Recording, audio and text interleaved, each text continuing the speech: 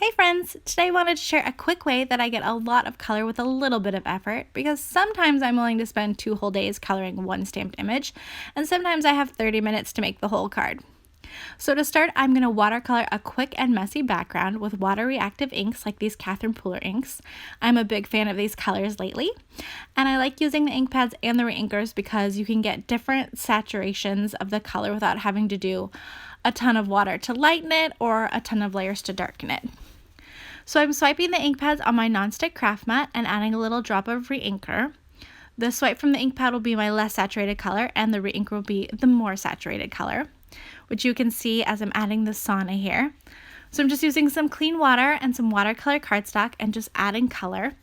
And I love creating these backgrounds because there's just no right or wrong way. It's just a lovely abstract pool of color, and you really can't go wrong.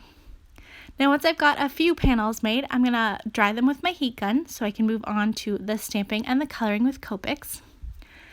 And then I'm going to stamp a butterfly on this first panel with some Copic friendly ink.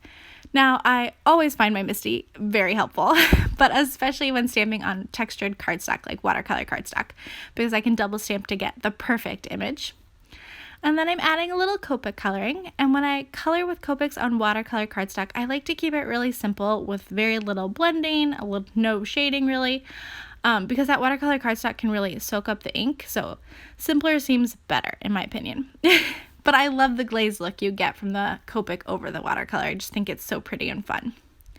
Now after my coloring is finished, I'm going to add a little sentiment and kind of finish it off. So I always put a piece of acetate in my MISTI and stamp onto it first, just to make sure the sentiment is in the right place and correctly aligned, not crooked or anything. And then when I've got that sentiment in the right place, I just wipe off the acetate, remove it, ink the stamp again, and stamp onto my cardstock panel. So there you have a quick way that I get a big bunch of color by layering Copic markers over watercolor. Thank you so much for watching. I have more information on my blog, and there's a link in the video description to that with more photos and all that kind of good stuff. And I hope you enjoyed this video. If you did, please let me know, leave me a comment. I love hearing from you. And if you have a chance and you haven't already, please subscribe to my channel. You totally make my day.